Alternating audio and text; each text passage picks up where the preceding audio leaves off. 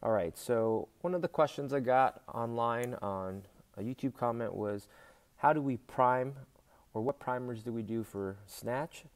So I just did a warm up just to demonstrate what I would do to get ready to snatch. So I'll also go over some of the concepts and why I'm doing these things. So the first thing I'm going to do is always just see how my body's moving naturally. This is our whole assess and reassess process. So you'll see that I just did a couple strict press with the PVC, and while I'm moving, doing these strict presses, I hold up there because I want to see where all the hot spots are. So if I just punch straight up, now it's behind the neck press, I want to see what is on and what's not. So usually I feel it real tight in my left trap, my elbow, my shoulder.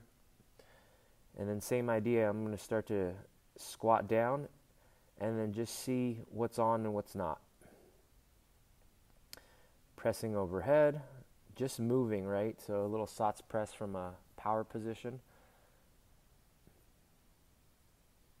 So all of this is just to move, but our primer concept is that when you're moving, the way you naturally move, you're establishing a baseline.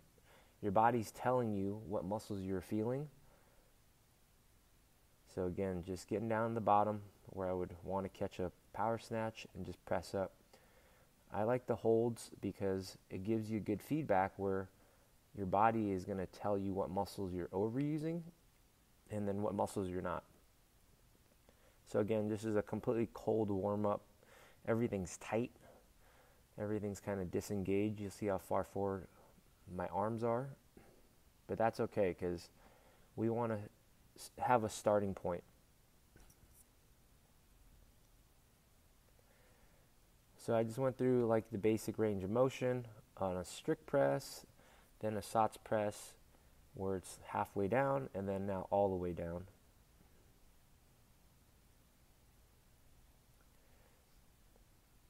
So the reason I did both, the front rack position and behind the neck, is even though this might be a snatch primer, but this is pretty much good for any of the Olympic lifts.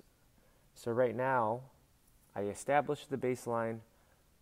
I'm trying to get into a better position now. You'll see that instead of just pressing without thinking, I'm opening up that T-spine where my lats are on, my core's on, and I don't know if you can see it, but the initial start is I'm trying to get my hamstring and glutes on, rooting my big toe joint down first.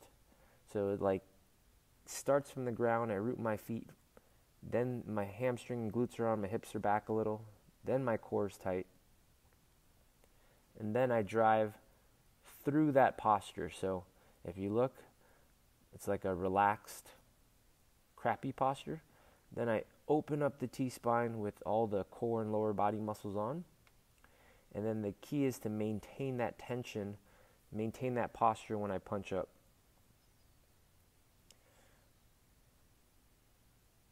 This allows me to turn on a lot of muscles that I didn't feel in the beginning, and that's why we always establish a baseline first.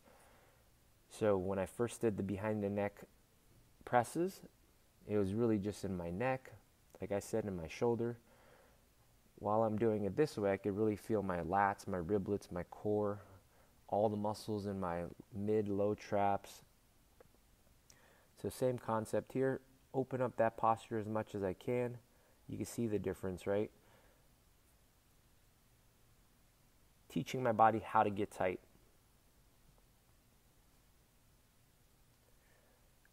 So again, I'm activating better posture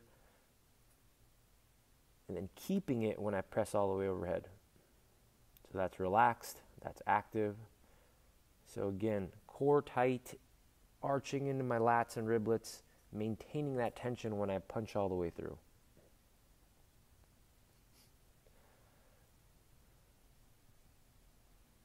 Same sequence. It really depends on the day. Well, this one really depends on the workout that you're warming up for. So I was just thinking for any Olympic lifts, I'm going to go through the full range of motion. So I started at the top, Then I go to kind of halfway down where I'd want to catch a power clean, power snatch. Doing that same sequence.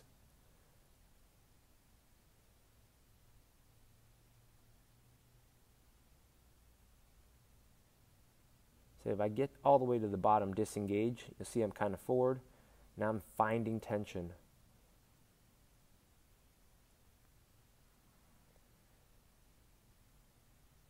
I'm trying to find tension through the full body and then start to punch up through it.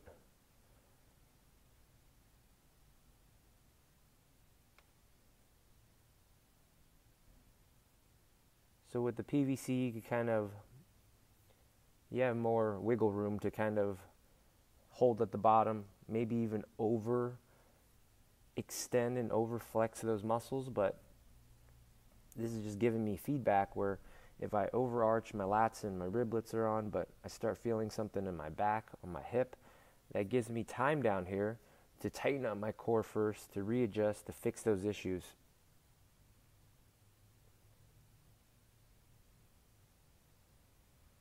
So this is our kind of 3-step process. We establish a baseline, we assess how we're moving currently, and then we add the fix, what I just did, where I activated everything I wanted to prime the right muscles. And then the third part is to apply it back to the movement and compare it. So you'll see that I'm doing 1 rep the old way, and then 1 rep the new way. So this is super important in terms of learning faster. So you want to compare the two. So I'm just punching straight up. You see there's a lot of wiggle in the body or laxity because there wasn't any tension. But now this rep, you'll see that I root through the feet, my hips, my glutes, open up the T-spine lats, and then punch up. You can see I'm a lot more sturdy. So I'm teaching my body that the first version is not optimal. So if I ever go back to that habit, it's like a red flag right away, where my body is telling me, nope, that doesn't feel good. Once your body feels better, like right now I just caught it the way I normally would, elbows up, and then now I'm opening up that riblet lat combo, the core, if you see, first, and I'm maintaining that, and then my catch is automatically way more stable. So it's good to go back and forth. It's kind of like the analogy is we tell people, you want to be able to show your work in like solving an equation in math, because that means you fully understand it. So right there, I just snatch without a lot of intention or thinking. But now I get set with good posture, again, the same core, glute, lat tension. Try to maintain it through the full lift. A lot more sturdy, a lot more active right away. The main key is that I feel the difference from the first rep and the second rep. Same idea, I just set up for a regular clean, focus on all the technical cues. This is how I would normally just clean if I just picked it up. See, there's a lot of laxity down there, a lot of shifting. It might look okay, but then again, it doesn't matter what it looks like, it's what I feel. So I feel very unstable. So even at the setup here, I'm fighting that active T-spine, lats, core, glutes, and then trying to maintain that tension a lot more solid right away.